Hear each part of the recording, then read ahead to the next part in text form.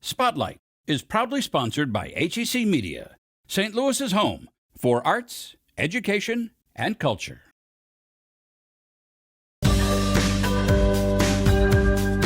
When I'm creating my work, it gives me so much joy.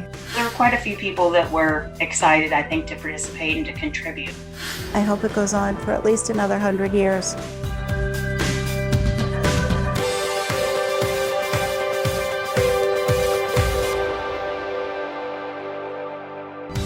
Today on Spotlight, where you can see a view into an underwater world that most people will never experience. Plus, which COVID tests are the best? Why you can thank a study at WashU School of Medicine for helping figure that out. And then the incredible cave rescue of the Thai boys soccer team, how their spiritual practices help them persevere. But first, St. Louis's most famous hotel celebrates a big birthday. It's Sunday and you're watching the multiple Emmy Award-winning Spotlight. Planning a convention for 200 or 2,000? Come to the Chase Park Plaza in St. Louis. Hotels are mostly for out-of-towners, but for the past 100 years, the Chase Hotel, a beacon of hospitality in the center of the country, has also held a storied place at the center of life in St. Louis. I think the Chase is St. Louis. In 1922, at the corner of Kings Highway and Lindell, a local developer named Chase Ullman built an elaborate hotel and modestly named it after himself. 7 years later, a competing hotel called the Park Plaza was built next to the Chase. Eventually, the two would become one when developer Sam Koppler, the man who built the Park Plaza, bought the Chase and combined the two buildings into one hotel and put his gregarious but detail-oriented son, Harold, in charge. He would actually measure the cheesecakes with a tape measure to make sure that they were high enough in the window display. He was a real hands-on manager. He knew all the employees on a first-name basis and considered them all family. Harold Koppler turned the hotel into a destination of its own, as welcoming to locals as it was to travelers, giving birth to the slogan, "The Chase is the place." Years later, when the Park Plaza side of the hotel was turned into apartments, some St. Louisans became permanent guests. I always loved hotels, and this was my favorite. Jim Espy has lived here twice, the first time while he was a student at St. Louis University. The hotel was a different place back then. It was still magical, still wonderful. The neighborhood was evolving. We didn't have heat all the time. The air conditioning didn't work perfectly, but it was still wonderful. There were great people living here, and I loved it. Under the Koppler family's ownership, the Chase Park Plaza became a city within a city, featuring a wide variety of restaurants and lounges. But the real hotspot was the Chase Club, which brought in some of the biggest names in show business. Among the famous guests who stayed at the Chase Park Plaza were Mick Jagger, Hugh Hefner, and Elvis, Dean Martin, Jerry Lewis, and Jerry Lee Lewis. Visiting baseball teams almost always stayed at the Chase, as did several U.S. presidents. A few visitors never left. I don't believe in ghosts, but there's a very well-known car dealer. It's a big name in town, and he was staying here for about 3 months while his home was being renovated, and he moved out after 4 days because a red-headed woman in a white dress appeared before him every night, and he just left.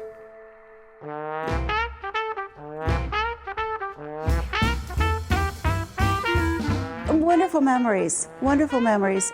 Jeannie Venn was the hotel's chief concierge for 30 years. She knows all the secrets and all the stories, like what happened the night Jerry Lee Lewis was scheduled to play at the hotel's New Year's Eve party. Jerry Lee Lewis had married his cousin, who was 14 years old, and it was a sold-out New Year's Eve. The room was packed. And the lobby was filled with sheriffs and policemen and law enforcement people of all kinds. They let him finish the show, and they discreetly took him away in handcuffs.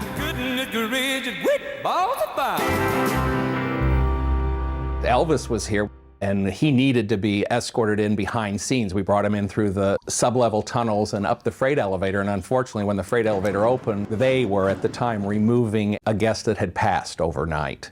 So it was a little shocking for Elvis.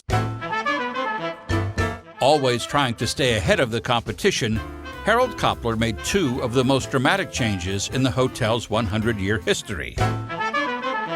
He added a swanky pool where the original entrance used to be, and in 1957 he added the Coruscant Ballroom, and at the back of the ballroom he added a television station, KPLR Channel 11, a combination that led to the birth of a legendary television program called Wrestling at the Chase. He just had a real vision for the future and had all these wild ideas. And most of them were just crazy and never panned out, but some of them were game changer type ideas.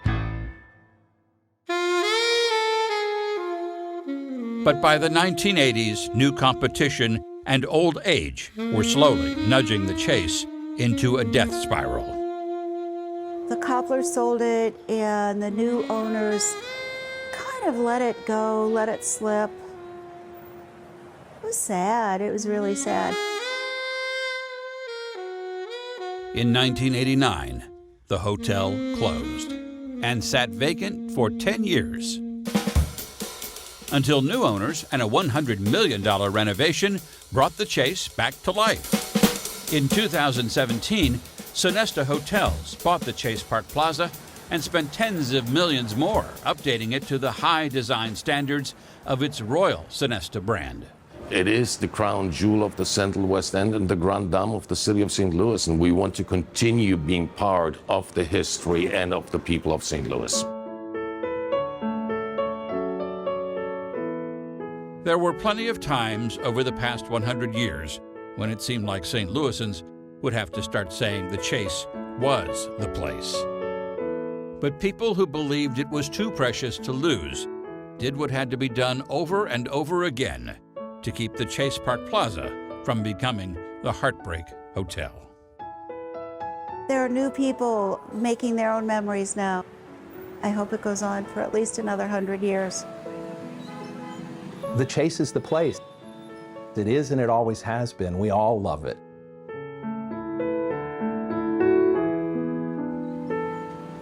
You can help celebrate the 100th anniversary of the Chase Park Plaza at a special dinner and dance on October 21st in the Starlight Rooftop Ballroom. For tickets, look for the special events section at chaseparkplaza.com.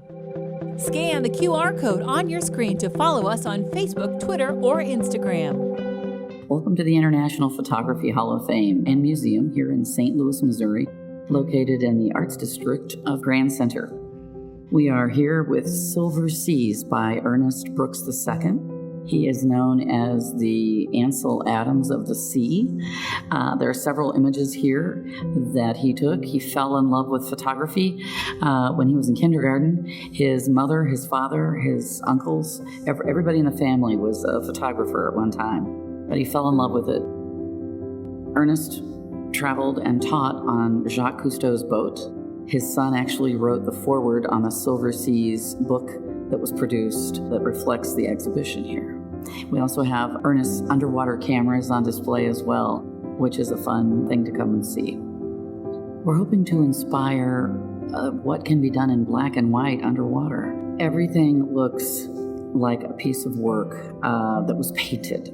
The black and white images are stellar. They are full of action. The way it's presented is almost modern art-like. Who knew what was in the sea? And Ernest has a very interesting and modern black and white way of depicting underwater photography. We had our first contest at the International Photography Hall of Fame. The photo contest evolved as one of the things that we've always wanted to do in our long-range plan, and we did it. We started it this year. The first round had up to 1,000 contestants. There were 4 top winners. The top 23 images are on display. These photographers that entered the contest were from 6 different countries and 32 different states. They are of high quality. They're stellar images, and they're of a diversity of topic that range from portrait photography to environmental to landscape photography, life story type of photography. The images are both in black and white and in color, and it's really eye candy. And it should inspire those who are taking photos, but also those that are thinking about it. The exhibitions both run through October 22nd. HEC Media, bringing you culture and community. Find all of HEC's positive programming and award-winning content at hecmedia.org. HEC Media, recognized, celebrated, honored time and again for excellence in the industry. HEC Media has been bringing home the hardware for over a decade. Arts and education to author talks, magazine shows and documentaries, individual craft achievements to overall excellence. Find all of the award-winning content at hecmedia.org. 2 years into the pandemic, there are many options for COVID-19 testing at home and in healthcare settings. There are swab samples, saliva samples, rapid tests, and lab tests. Whether it's this way or the other, which is best? Actually, to even get FDA approval, you have to have an 80% reliability, meaning that the gold standard and the test in the hands of the patient have to match at least 80% of the time for a positive result. So all of those that are approved are at least that accurate. But you have to pay attention to the details. Dr. Stacy House would know. She is principal investigator for the clinical trials of 25 different COVID-19 tests, different types in different categories of testing, with more than 6,500 emergency room patients admitted to Barnes-Jewish Hospital participating. For the vast majority of the studies, we were the highest enrolling site in the country, which is part of why we kept being asked to do so many of these studies. As the director of research in emergency medicine at Washington University School of Medicine in St. Louis, Dr. House, her team, and all of the participating patients in St. Louis helped bring COVID-19 tests to market. I think I'm most proud of the volume of patients that we were able to enroll and the rapidity with which we were able to do these studies. So typically when you do a clinical study like this, you find out that it's going to happen. You go through a whole startup process. It takes months. You do the study over the course of months to years, and then you don't see the test that you were studying approved for another year or two. I had situations where we would get a brand new protocol. We would do everything and be ready to go and enrolling patients in a week. I've never seen anything like that before. Some of them we were doing the entire study over the course of 2 weeks to a month. And then a month or two later, they have FDA approval. That's shocking to me.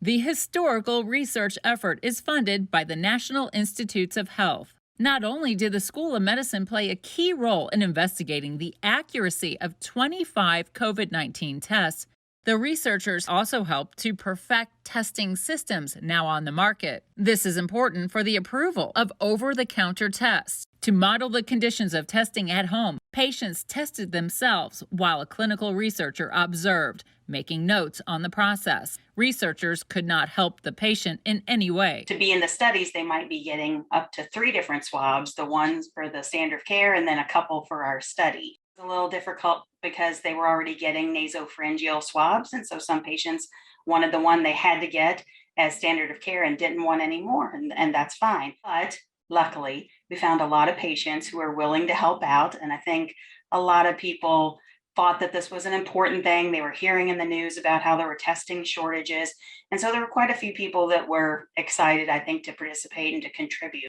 You know, one thing I just want to make sure I say is a thank you to all those people who participated, because I know they didn't feel good and they were in the emergency department and that was hard, but a lot of people gave their time to get to these results, which now means that we have more testing available. House and her team are continuing trials of new tests, including a combination COVID-19 and flu test. For more information, go to our website, hecmedia.org. Meet St. Louis's famous Hat Man later on Spotlight. In 2018, the daring rescue of 12 boys and their soccer coach trapped by flooding in a cave in Thailand captivated the world. How many of you? 13. Brilliant. Christina Soontornvat's nonfiction children's book, All 13, The Incredible Cave Rescue of the Thai Boys Soccer Team, tells a story from a more local perspective, examining the culture and the spiritual beliefs that help the team persevere. You know, I wanted to write about Thai culture, the Thai people, Buddhism and spiritual practices. And also the story is about the kids that were in the cave. Like, they were just as heroic as anyone who was trying to rescue them. And so I really felt like their story needed to be told for young people.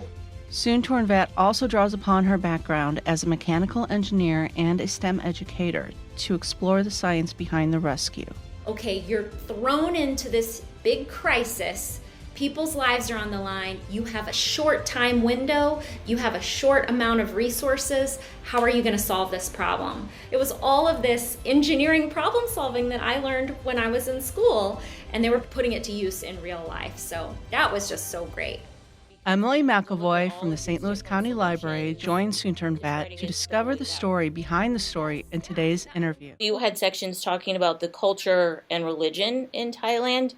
How important was this to you to have these sections included? From the very beginning, I knew I was going to want to talk about that because that is a huge part of the rescue. So most of the people who live in Thailand, they are Buddhist. That's their faith. They follow the teachings of the Buddha. And most of the boys who are inside the cave were Buddhist. And then there was one boy who was Christian. But they all, meditation is something that is a big part of Buddhist practice, and that it's something that anybody can do.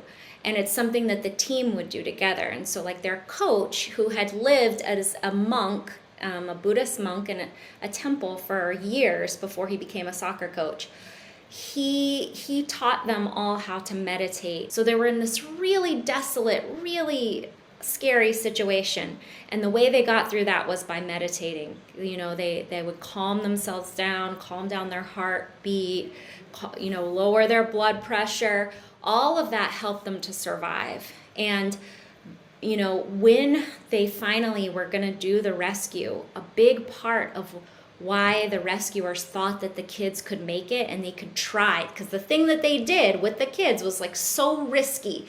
Everyone was really worried about it. But one of the reasons they wanted to try it is because the boys were so healthy. They were healthy physically, but they were healthy mentally. You think about survival, you think about your body. You think about what you're physically gonna do, if you're gonna have enough water, enough food. Really, survival is all mental. If you don't stay positive, if you don't stay calm and make good decisions, then that's when you don't survive. The people who make it out of a really bad situation, they're very mentally strong. To find out why she says the news did not tell you the whole story of what happened, watch the full interview at hecmedia.org.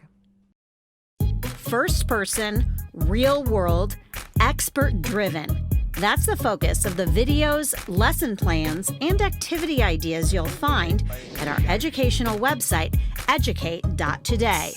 Join educate.today now for teacher, parent, or student access. To receive a 20% off discount, use the coupon code BACKTOSCHOOL2022. Mark your calendars for the 2022 St. Louis Art Fair, taking place September 9th through the 11th. Go behind the art with HEC Media's Meet the Artist series at youtube.com/meettheartists. Hi, my name is Jenny Henley, and I'm a mixed media artist. I am currently working on a series of image-based and painting-based work. The current series is mostly dealing with analog tech. When there is an encounter at an art festival with my work, there's so much joy and happiness, and it's really an educational thing for a lot of the younger folks that come in. I get a lot of stories, and a lot of I had that, or I wanted that. The nostalgic sensibility in the booth is just what really it's about. I want the observer to be one with the piece, to share a moment with the piece and really engage them. What brought me to this intersection of using the nostalgia is my love of design and sculpture and negative space, and really taking these designs of this old tech and bringing it in and incorporating it with how we used to feel and touch and be so involved, rather than now where we have a screen that we just hold in our hands and there's no emotion involved with that as far as like the analog sense. The mediums that I'm using are painting and photography, and I have a sculptural background, so I'm hand selecting all of my lumber. I'm using all archival materials, gessoing the front and the back of my panels and sanding them several times, putting everything together, ripping all the lumber down. So paint and then archival ink pigments as my image. And once that image is placed, I hand paint around my imagery, and that really gives it the contrast, that pop. And then I'm putting an archival mineral spirit-based varnish on top. It's an outdoor varnish, so it's great and it's long-lasting, and it's definitely an investment piece. When I'm creating my work, it gives me so much joy. Every piece that I do, it really brings my heart and soul from when I grew up, and music in general, just the excitement of music and bringing me back to that time of hanging out with my friends, and the boombox piece that really brings me back. I hope that you make it out to the show and see my work in person.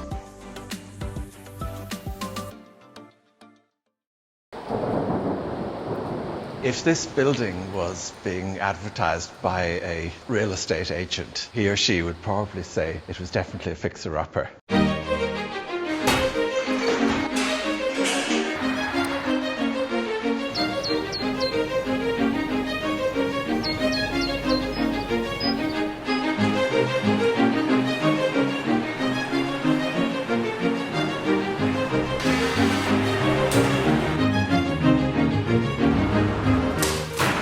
I chipped a little bit out with a hammer, discovered the portrait. When we find something like this, it's inevitable that there's other things we're going to learn along the way.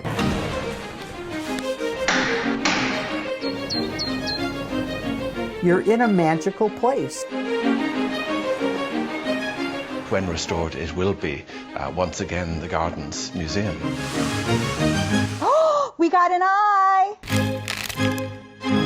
See an excerpt from HEC's exclusive documentary, A New Leaf, next week on Spotlight, Sunday at 9:30 a.m. on Channel 11.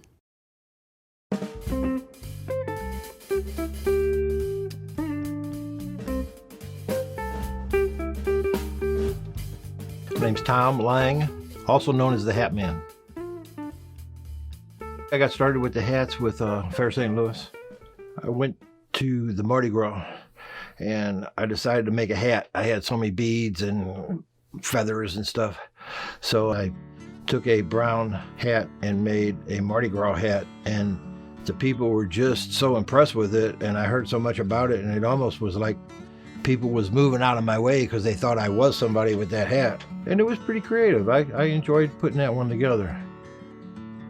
And once I made the first one, and then I made the second one, and then I saw that I had my technique and how I wanted to do them, and it worked for me, and I kept coming up with themes. As long as I could have the theme and find the parts, I went with hats. I'm not really a hat guy, I'm more of a hair guy. I kind of like my looks the way they are, but once I started with the hats, one of the local announcers here in St. Louis dubbed me the Hat Man and the Hat Guy, and it kind of stuck, and by making an opening day hat every year for the Cardinals, I am now the Hat Man.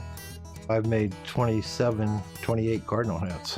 When the Cardinals opened a new stadium, I made a hat, the birds in the new nest, and the Post-Dispatch, and everybody just went crazy over it. And I've just been making a hat with a theme every year since for the Cardinals. Once you have a theme, then you got to find the pieces. Then the pieces have to be in perspective, relationship to the hat, a good ratio to the hat. Thank God for eBay and the internet where I can find parts and pieces. And I have an extensive cardinal collection. I have a lot of stuff in storage that are figurines and bobbleheads and baseballs that, you know, I still have an opportunity to dig into my bucket every now and then. If you notice, a lot of my hats are straw hats because my technique, I don't use any hot glue at all. Everything on every hat is wired on. And it's a twisting pair of pliers that pull the wire through, and it pulls through the mesh, and the patches, everything you see on almost every hat's wired on except maybe a screw here and there. One of the hardest hats to make was the Budweiser hat with the Clydesdales. Figuring out how to adhere the hoofs to the hat. So it worked out, turned out fine for me. I have made a lot of other hats too. I did a Sesame Street hat that I love. It's festive, the kids love it. I don't get to wear it much because there's not a lot of Sesame Street activity happening, you know, but it's an exciting hat.